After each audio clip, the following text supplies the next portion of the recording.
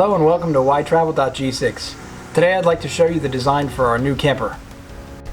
The design started here in a spiral bound notebook as a sketch. Something like this. You can see the idea was a teardrop shape with a kitchen in the back. I threw around the idea of some vents on the top and maybe a hatch that you could get out on the roof and put a tent on here. Not sure any of that's going to happen, but it's a possibility.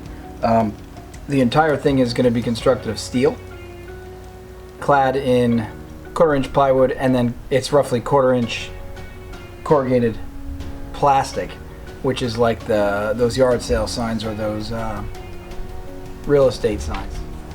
This is our third camper design. The first two were simple. One was a box that lifted up out of itself, and then bunk beds folded out the sides. That was for our first year. And we kept that one actually for 2 years. Did lots of road trips with that one. The second design was much lighter.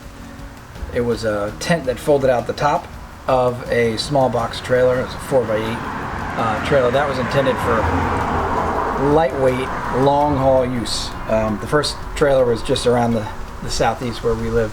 The second trailer was designed to do the entire United States.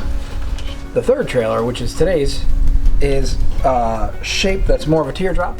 It's intended for long haul travel. We're going to do the eastern side of the United States, all the way up to Maine, maybe up into Canada, Maine, New Hampshire, Vermont, that area. We'll come across through Niagara, hit all the Great Lakes, and then come down the Smoky Mountains. The idea is it's a kayaking trip.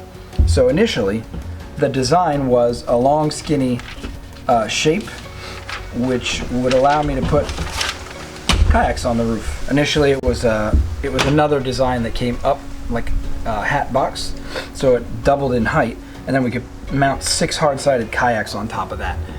At one point, miraculously, my brother in Texas told me he could get steel super cheap. I didn't believe him. I actually did a bunch of math, and I was pretty certain he was off by about 90% of the cost.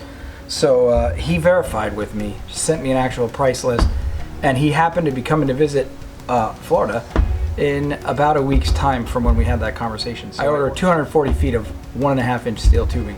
So I got 10 pieces that are 24 feet long each.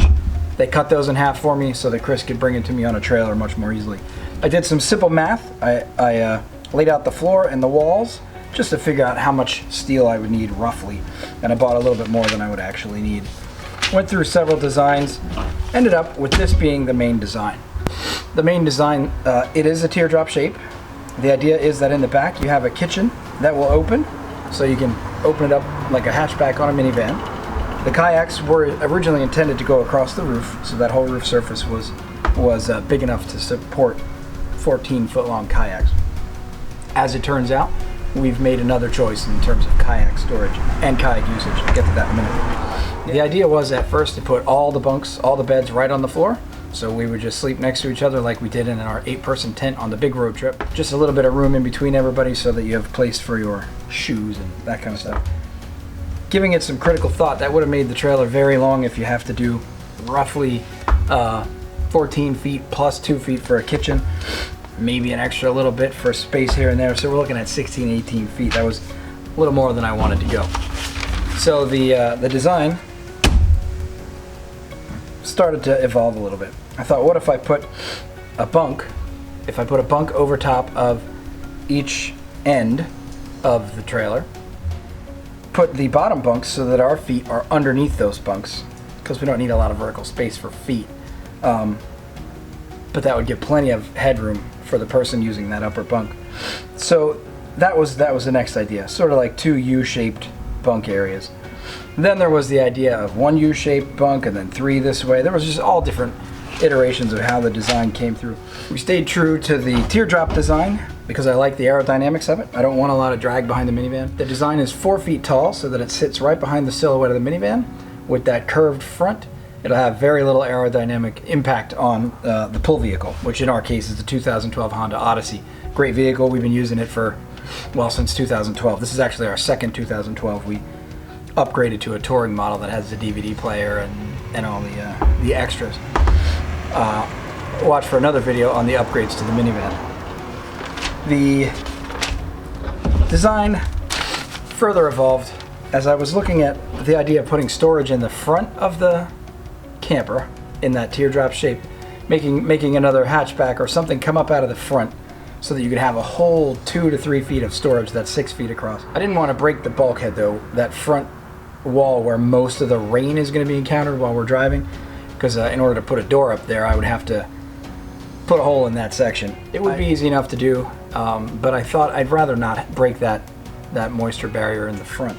So what I came up with is the current design, which may still change at this point, and probably will. It'll evolve as I go along. It's the teardrop shape. It has the silhouette more of your classic pull behind RV, where it's sort of an arced front, and then towards the back it'll get more square. I will slant the back wall forward just a bit so that it matches the sort of matches the back of the minivan. In this design, the kitchen is still in the back. We're going to have a 2-foot deep counter and cabinets underneath and cabinets overhead. The top bunk will be over top of the master bedroom feet here. The front of the trailer, instead of having 2 on the floor and 1 crosswise over their feet, I've actually switched it. I'm going to put 2 bunks up over a storage unit, which is found here. That'll be accessible from both sides of the exterior of the camper. So that'll be roughly 3 feet by 2 feet storage area that allows you to put, in our case, kayaks, camping chairs, this kind of stuff. And then those 2 bunks will be up over that bin, and then underneath the head of those bunks will be a 3rd bunk, so it'll be like the bottom bunk. The design is likely to change. One of the benefits of building your own camper is that you get to adapt it as you go along. In this case, I just made this design change yesterday, where I switched the 2 beds up and put the 3rd bunk underneath, because it dawned on me that while we do have plenty of room in the minivan for storage in the rear luggage compartment, there's no reason why we couldn't store everything in the camper. In our case, we're choosing not to bring hardside kayaks. We decided we're going to go with inflatable kayaks. We've already filmed our first kayak trip with that. Check out the YouTube channel for that. Link in the description below. That was a great trip. It was sort of a plugs out, run through to make sure everything works, see how we do with them, see how they fit with the minivan and that kind of thing. It was a good trip. So we will probably carry those in the minivan, so we can separate the trailer, leave that in a campsite, and go kayaking. There's plenty of room in the minivan for that. Or we can just leave them in the trailer in the storage area, which will be found beneath the bunks. So the kitchen is not quite yet nailed down. That will come along as we go. You'll see, I'm sure, in the build process, I'll make adaptations as we go along.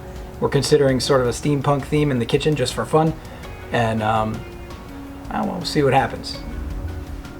Keep your eyes open for more videos on the construction process.